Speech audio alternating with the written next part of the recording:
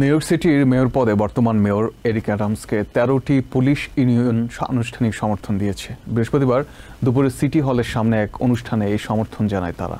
এর ফলে নির্বাচনী দৌড়ে অ্যাডামসের অবস্থান বেশ শক্তিশালী হয়ে উঠবে বলে মনে করছেন তার সমর্থকরা। তবে এ সময় মেয়রকে সমর্থন জানায়নি এনওয়াইপিডির সবচেয়ে বড় union police benevolent association PBI. Democratic mayor হয়েও আগামী নির্বাচনে সিটির ডেমোক্রেটদের উপর আস্থা রাখতে পারছেন না Eric Adams.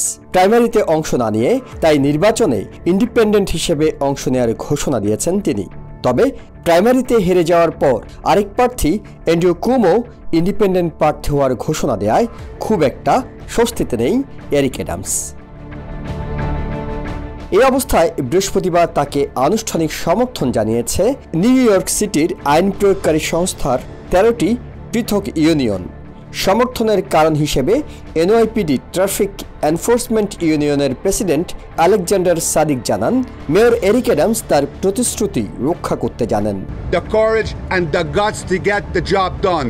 Today I'm saying thank you not only because you are the mayor of New York City, but because you are a man of your word. Thank you, sir. We honor you. সমাবেশে যোগ দেন ৬১ বছর বয়সী সাবেক Republican mayor প্রার্থী David RAM. তিনি বলেন, Zoran মামদানিকে ঠেকাতে হলে এরিক অ্যাডামস সহ বাকি প্রার্থীদের একতাবদ্ধ হওয়ার বিকল্প নেই। We don't need a communist government-controlled supermarkets. We need anybody except Zoran Mamdani. So therefore, Jim Walden and Governor Cuomo came out with a pledge, and they pledged that come September, whoever's the leading candidate against Zoran Mamdani, polling at number 1, should go forward in a one-on-one contest against. তবে এই অনুষ্ঠানে যোগ দেয়নি police benevolent association PBI. তারা এখন পর্যন্ত কোনো প্রার্থীকে সমর্থন দেওয়ার ঘোষণা দেয়নি। এদিকে আইন প্রয়োগকারী সংস্থাগুলোর সমর্থন পেয়ে মেয়র যখন কিছুটা স্বস্তিতে, একই দিন তার বিরুদ্ধে মামলা করেছেন সদ্য সাবেক অন্তর্বর্তীকালীন এনওয়াইপিডি কমিশনার টম ডনলন। তিনি অভিযোগ করেন, তাকে নামেমাত্র কমিশনার বানিয়ে রাখা হয়েছিল।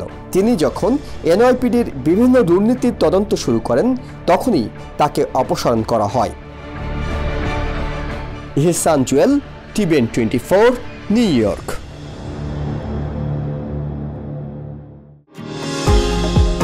নিউ ইয়র্ক থেকে সম্প্রচারিত টিভিএন 24 টেলিভিশন বিশ্বজুড়ে বাঙালির কণ্ঠস্বর।